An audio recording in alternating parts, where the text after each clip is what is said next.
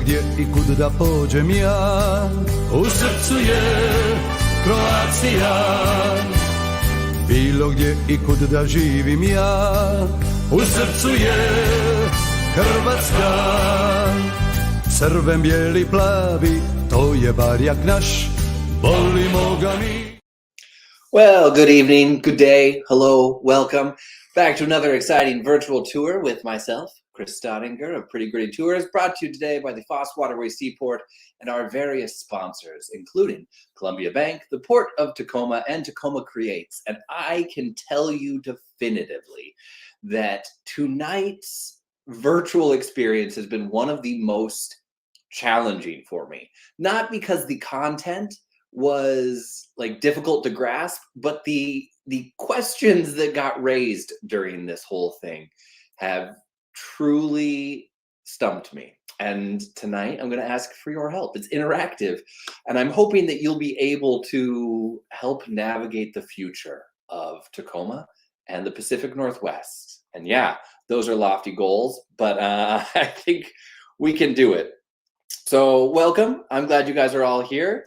It's good to see you all. And as always, we are live broadcasting right now. So if you have questions along the way, please ask them. I'll do what I can to answer them. And then if you have questions later, be sure to drop them in the comments. We always go back through and do our best to be as informative as possible. Well, what are we talking about tonight? First and foremost, on its like face value, we are talking about the fact that there is a tremendous connection between the Croatian community and Tacoma. And a huge part of that is because so many Croatians in the late 1800s immigrated to Tacoma and then started lives here. We are also focusing on this gentleman tonight. This is Mike, and Mike is a Tacoma native, commercial fisherman, master shipwright, totally awesome, brilliant dude. And I had the opportunity to speak with him. And so some of his thoughts and answers are going to be shared with you guys tonight as well. But what's important is that he got brought in to create a boat. This boat that's pictured right here. And it is the crux of tonight. It is the most important element to this whole thing, way beyond the fact that it's just a Croatian boat built by a second generation Croatian Tacoman to represent the relationship that Croatia and Tacoma have.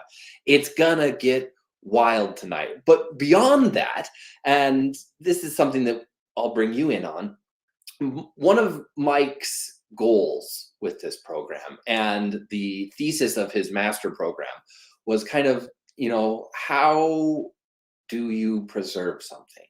His exact focus was on what effect tourism has on the preservation of heritage in a community and whether it's a help or hindrance.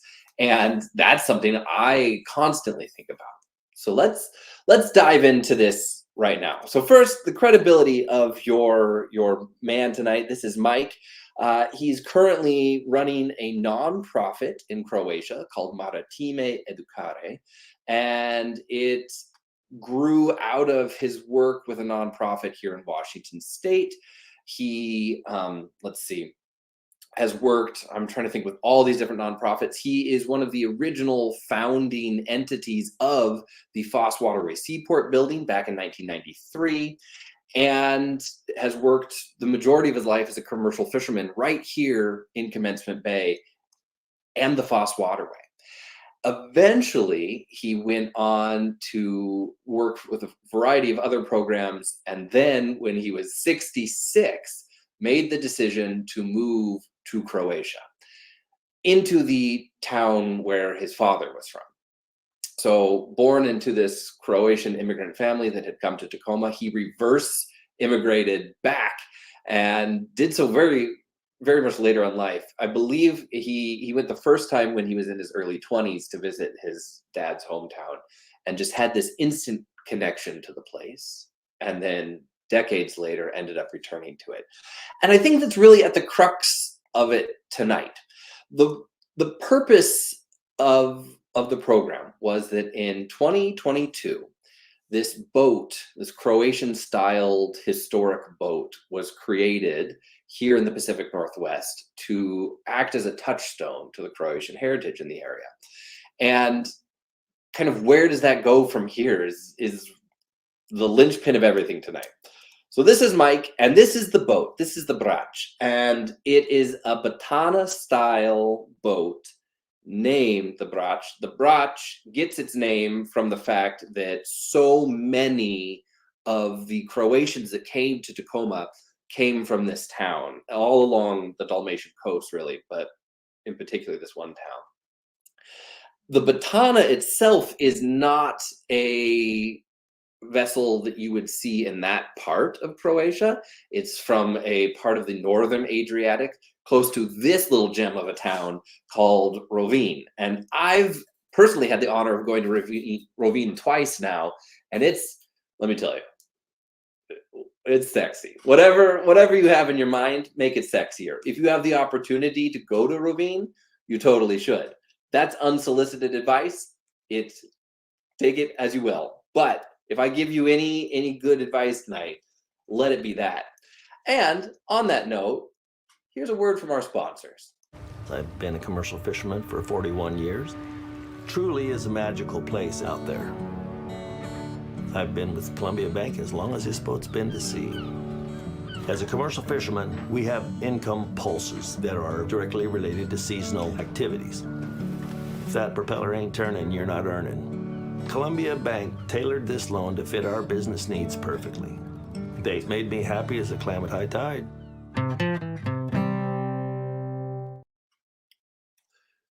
First of all, as happy as a clam at high tide has always been one of my favorite quotes from that commercial. But I think it's especially applicable today because it hits at the core of what we're talking about, which is how did this happen? So here's an early picture taken off the dock near Old Town Tacoma. And the vast majority of Croatian immigration that happened to Tacoma took place in the 1880s. And again, this was mostly from the Dalmatian coast, where you were seeing a lot of Croatians feeling a great deal of tension.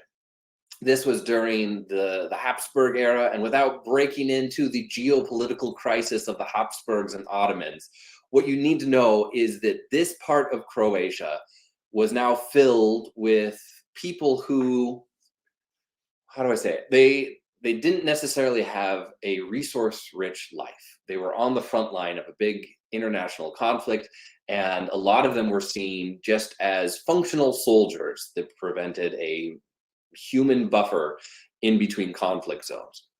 And so to seek out a better life, the idea of coming to this area was really appealing. And so a lot of families did. And you get to see some incredible documentation of them. This is a picture of one of the early Croatian families here. And the Petric family, whose name I think we've talked about a lot because they're very involved in the waterway, has done a very good job of documenting sort of the Croatian heritage of the area. Also, the Jobkar Cabin Museum really focuses on early immigration to the area and the people that were coming to live in Old Town Tacoma. And what I like about them as a museum is that they've always focused on the very human elements of early Tacoma. So if you have the opportunity to check out the Jobkar Cabin Museum and look into a lot of their stories, they talk really heavily about Croatian influence in the area as well.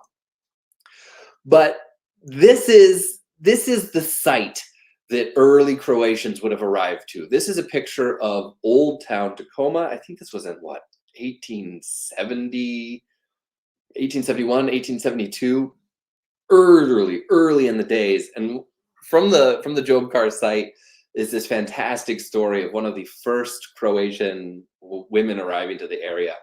And her name was Jelika Mullen. And she was devastated. She arrived on December 25th, 1906, and she was so sad to see this area because it was all made out of wood.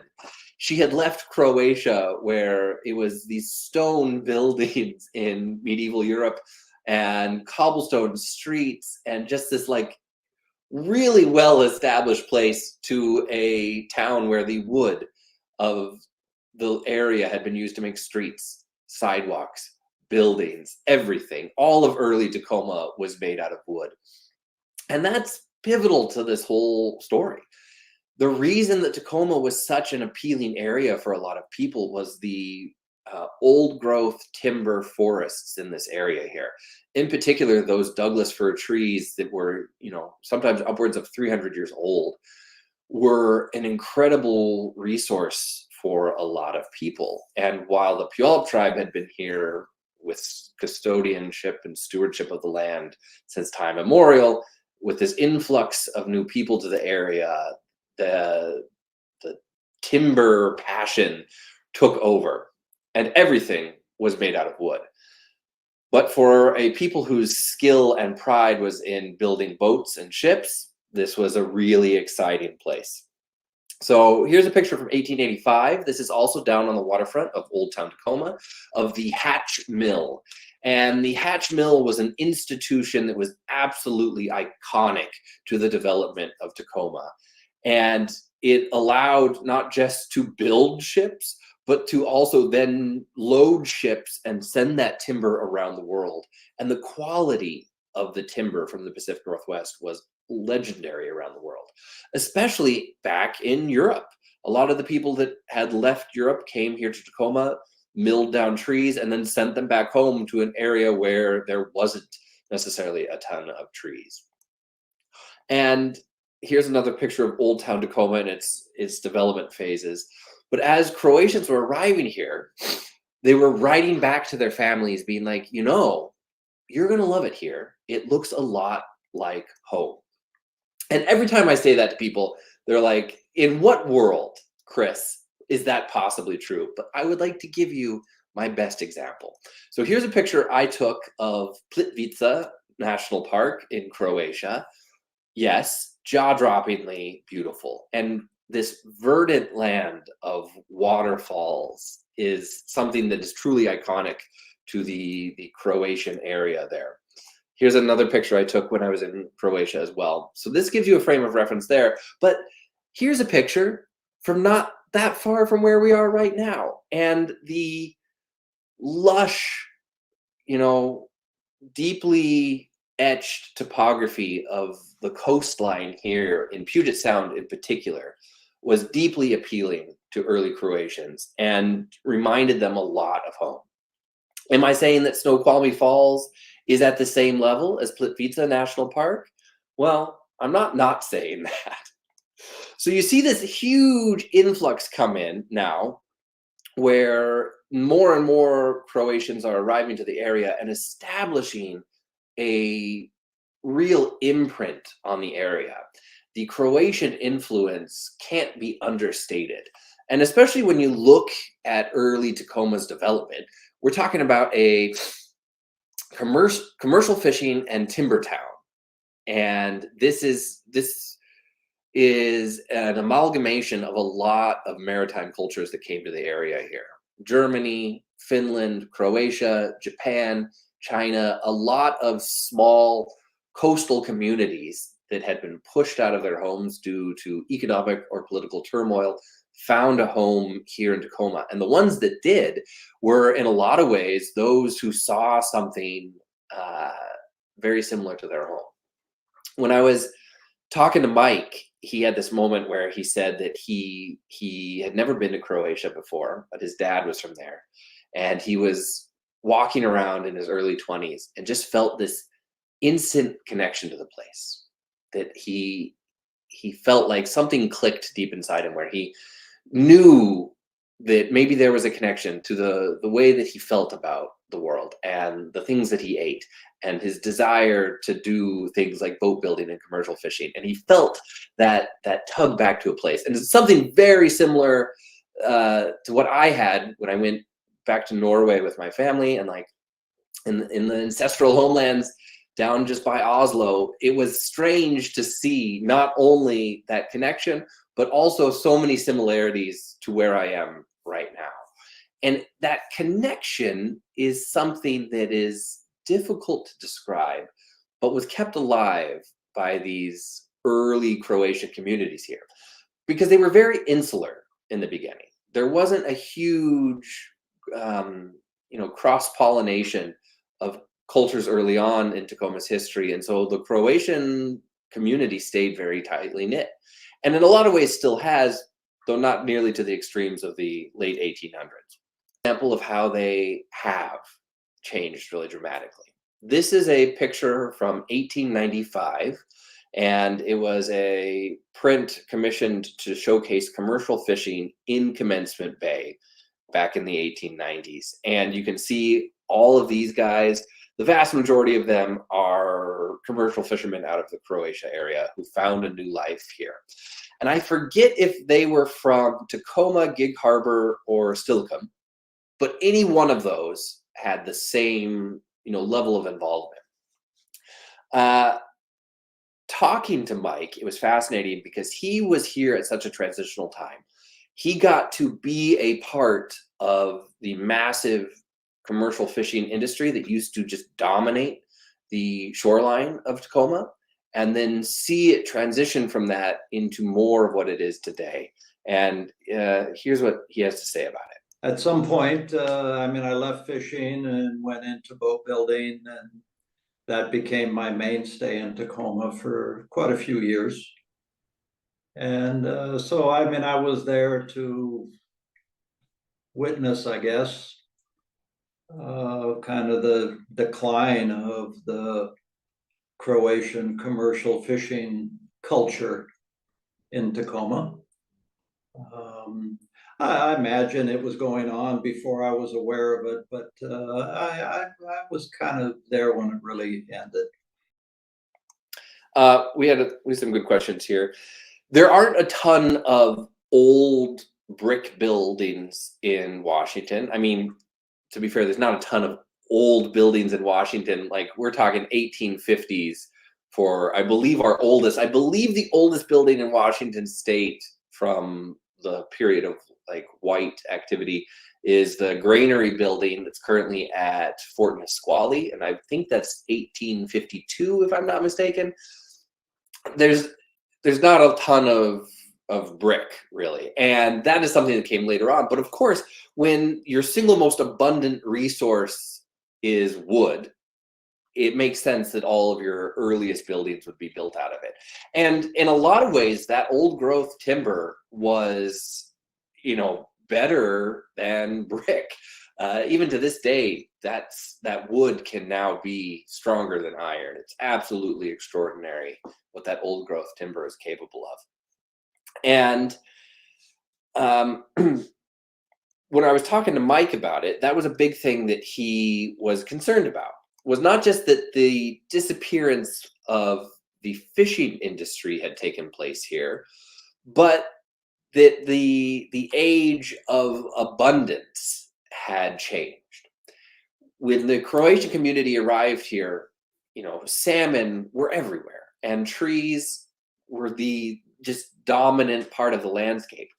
And in less than 100 years, really the effect of commercial fishing and the forest industry could be felt universally.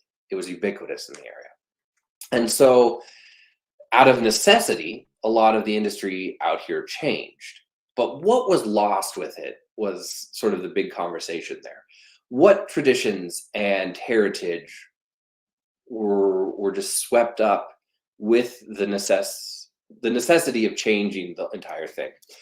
So this is a big part of the whole conversation, to go from something like this being the main scene that you would see down on the waterfront there, to seeing all of the salmon species absolutely most prevalent in the area here, to what it is today, where one of the salmon that you'll see ever is the statue by Larry Anderson down in Old Town today. There's not the same shipbuilding culture and fishery here, but the the skills for it were still around. And one of the places that you can still see that Croatian connection very much alive and well and vibrant is in one of the original structures down here. This is Slovenian American Benevolent Society's lodge. This was incorporated, the Slovenian Benevolent Society was incorporated, I believe, in 1901, and then shortly after the hall itself was constructed. And they did it, like so many things at the time, by supporting the community. There was a wealthy Croatian gentleman in the area named Andrew Betrich, who lent, let's say, $3,000 to the Slovenian Society, and they built the lodge with that money and additional funds, and then ended up paying him back. And Andrew was a huge part of the Slovenian community. I'm trying to think if I've got the picture here. Here he is at his 100th birthday party in Slovenian Hall, still an icon for the area. And the lodge is so important for understanding this story. Not only is it a touchstone where you can look back and see the quality of the craftsmanship of the Croatian community, you can see its dominance in the area right down there in Old Town. It's off of 30th Street right now. But you get to look back and see how it was a little bit different. At the time, the Slovenian Benevolent Society was everything to the community. They were the social security net. You would pay your dues to the society, and then if anything happened to you, you fell ill, you couldn't work, you were injured, the Slovenian Society would then take care of you and your family. You would pay into it and you would get back. And they arranged and financed funerals in the area. They hosted weddings. They were a place where the community could gather and preserve their traditions and language and community and be amongst like-minded individuals and create a community that truly took care of one another. So here's a picture of the hall in its glory days. Here's what it looks like right now, and it continues to operate as a major part of the Croatian community here in Tacoma, but is also branched beyond that. I operate tours in the Old Town area, and I feel like every weekend there is an event being hosted here at Slovenian Hall. Quinceañeras are a big one. I see a lot of quinceañeras. Wedding receptions is another huge one there. School auctions, like it has become like all of the Croatian community, the lines have bled out in Tacoma to areas where it's a little bit more difficult to define where one begins and the other ends. And there's something beautiful about that. I don't think there needs to be that rigid segmenting of the whole thing. But the idea of preserving a level of Croatian heritage in the area and its specific maritime connection got brought up for the Wooden Boat Festival out in Port Townsend. The Wooden Boat Festival had been working hard to ensure that all of the maritime traditions and cultures in the greater Puget Sound area had been represented. And I think it was in 2019, they had, I think I've even got a picture of it here, a Japanese boat. Here it is. This is a 23-foot long Shinano River boat that was built for the Wooden Boat Festival up in Port Townsend. And they really got a lot of positive reaction about that. And people came out of the woodwork, let's say, being like, I'm a part of the Japanese American community here, and getting to see this connection to it is really incredible. So the organizer for the Port Townsend Wooden Boat Festival wanted to have that Croatian influence represented there. Now, a little thing happened in 2020 and 2021, so there wasn't a festival for those 2 years. But in 2022, they came back strong. And the organizer at the time reached out to Mike, who had, in a bizarre twist of fate, already moved back to Croatia. Or I guess, I don't know if he moved, like, not necessarily back. He had left Tacoma, his home, his home base, and moved to Croatia, the homeland of his heart. And they called him and they're like, hey, would you come back? And this is what he had to say about it. I said, well, the best way to represent Croatia, I think, is to actually build a Croatian boat in America. So that's what I want to do. Let's try to make it happen.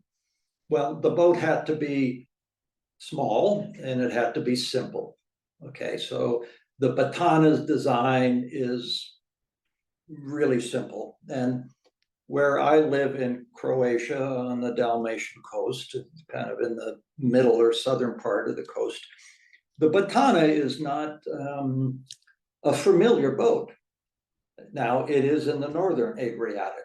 So that was kind of an issue a little bit amongst our members, saying, well, this boat doesn't really represent exactly where we are headquartered. And I had to admit it's true. However, it is a Croatian boat that has been recognized for some years as a historic boat worth preserving, that its design and its construction technique.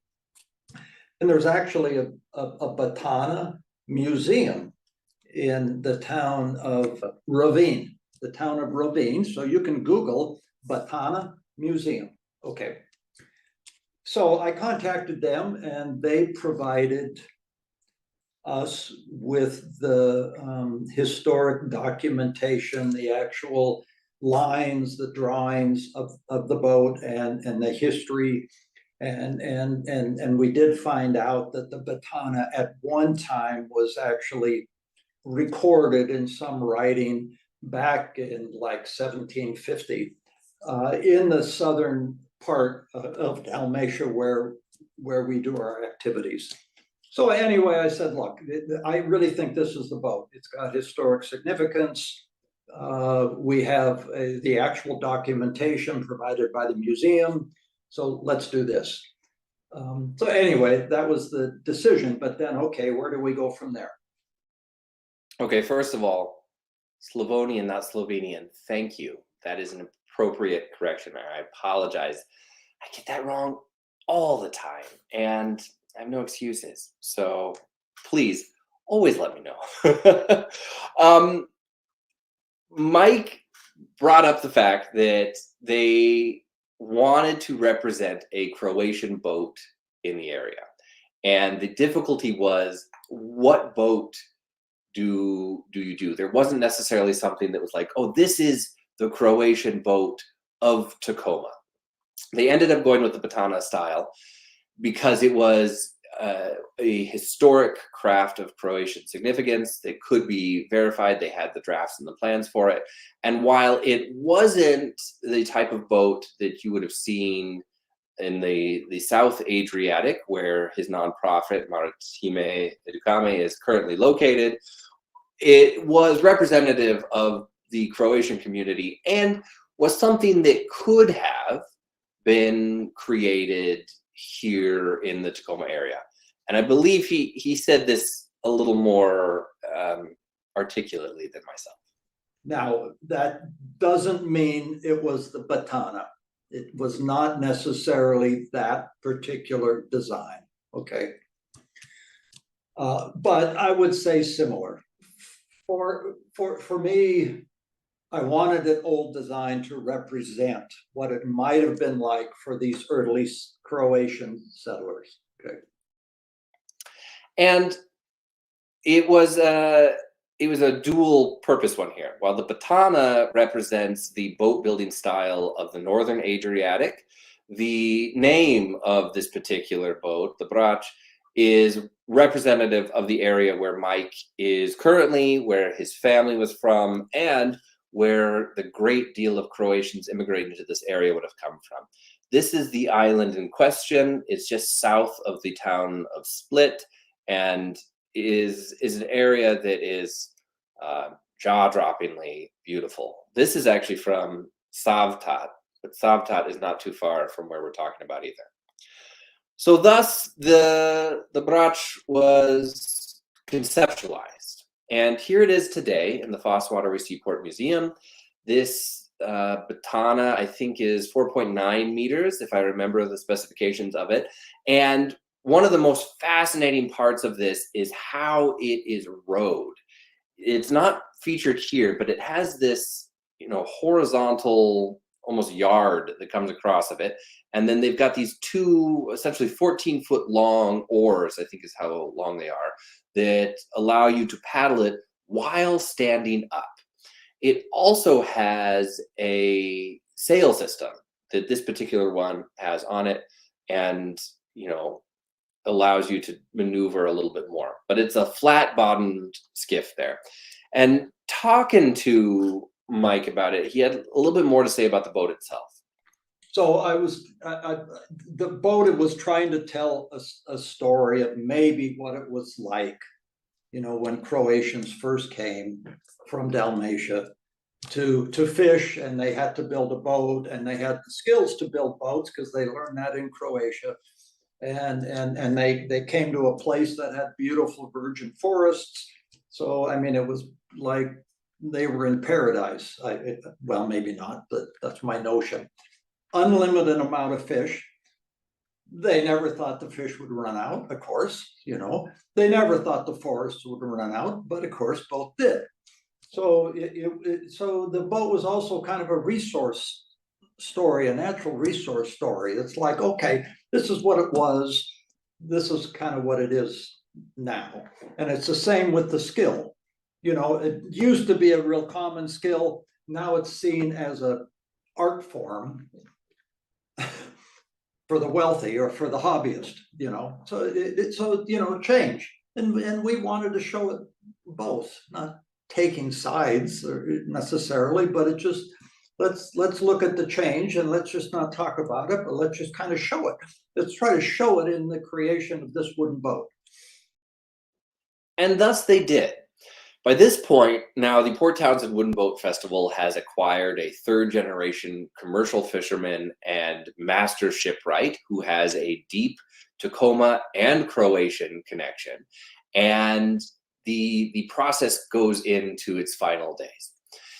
Mike ends up reaching out to an old friend of his, and they secure a space in Gig Harbor where the boat can actually be constructed. They now have a team of volunteers who are ready to represent this story in its truest form. He also taps his nonprofit in Croatia. So there is a Croatian volunteer force in the United States. Everything's coming together, but the decision on what do you make the boat out of gets floated down the Sound. And while it was debated for a little while for a variety of reasons, one, this had the potential to become an incredibly expensive project, but also they wanted to do something that was accurate and indicative of the time. Mike was adamant the entire time that this boat was being constructed that no glue would ever touch it. It was going to be the overwhelming majority hand tools only, traditional style, caulked the traditional way. All of this had to be as accurate as possible to the way that it would have been done in the 1880s and beyond, so that it could preserve not just the boat, but the skills. It was the connection to the craft that seemed most important in this whole thing. And so equally important was the material. And this is what he came up with. Then I thought, okay, what am I going to build it out of? And I said, I want to use reclaimed lumber. I want to use old wood that might have been harvested, might have been part of the virgin forests that lined Gig Harbor in particular, at Tacoma, 125, 150 years ago. So I started looking for reclaimed timbers that came out of the warehouses in Tacoma and around the Pacific Northwest, old timbers of buildings that were demolished. But there are people that are reclaiming those and remilling them and then selling them.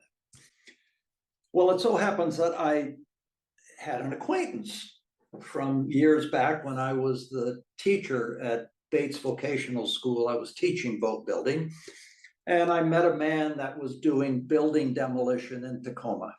He was tearing down these old warehouses. I'm not sure that they were on the waterfront at that time, and I thought, well, maybe that's a source to get the lumber.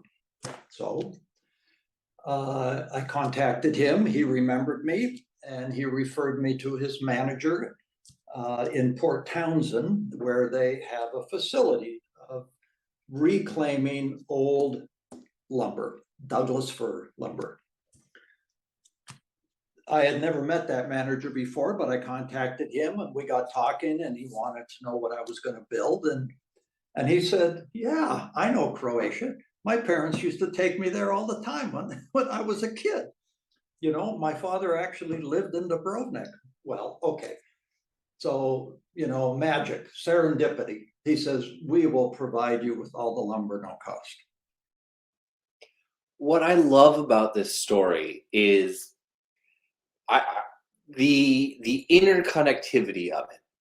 As soon as the proposal for this boat was sent across the ocean to Mike living in Croatia and summoned him back to the Pacific Northwest, the hidden fires of Croatian pride suddenly cropped up in this maritime community, and the skill and the timber and the time and the space were provided. It was never just conjuring something from nothing. It was blowing on the embers of a fire that seemed like it was dying.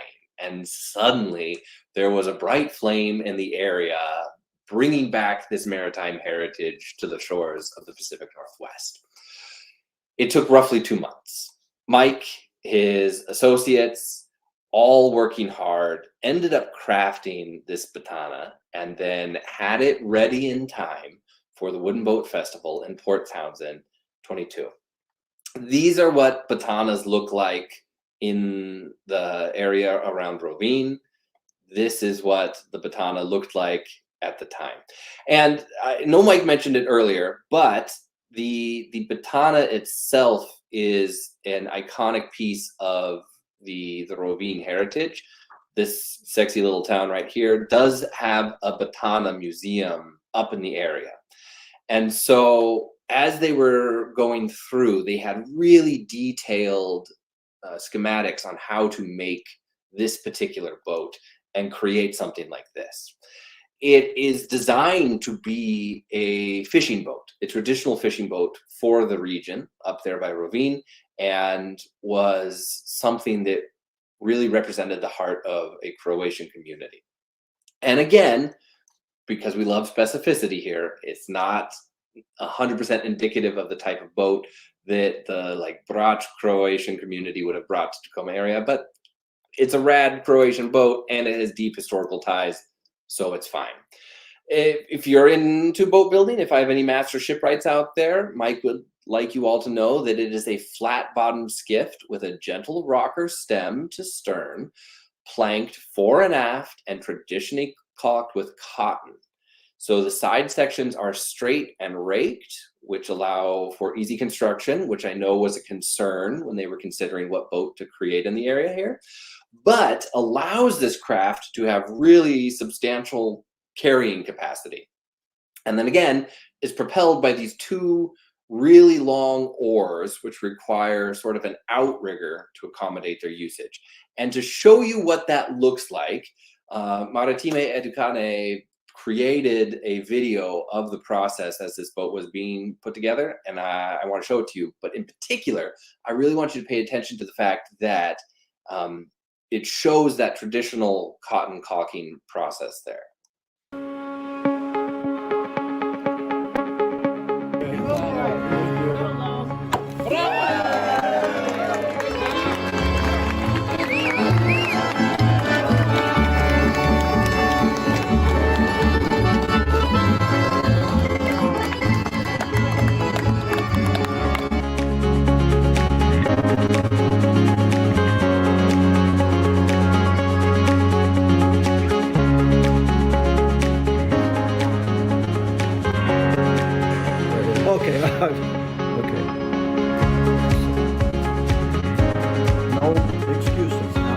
So you can see them really get into the process here. That is that remilled old growth Douglas fir from the area.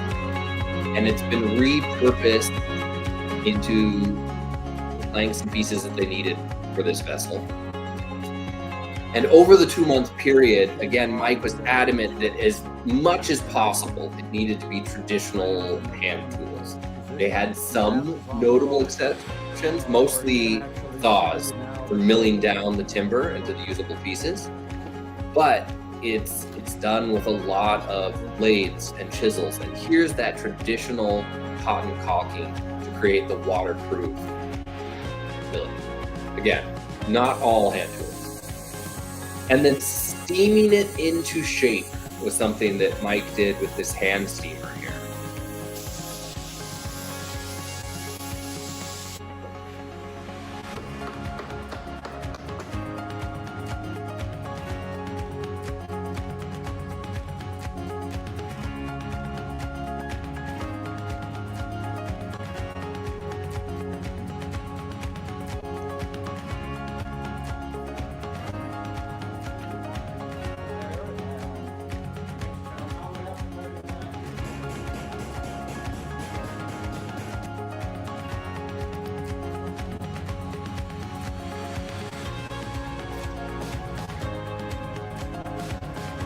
Here it is at the Wooden Boat Festival.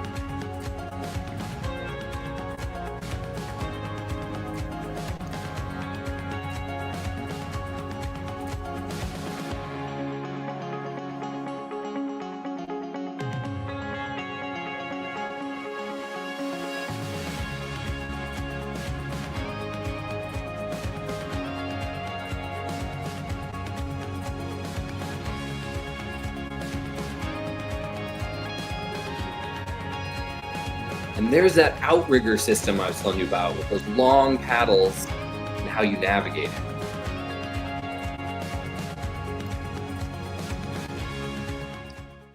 Yeah, the sail, gorgeous, right? Was, I believe, hand stitched up in Port Townsend by the Artful Sailor and is, of course, representative of the Croatian flag.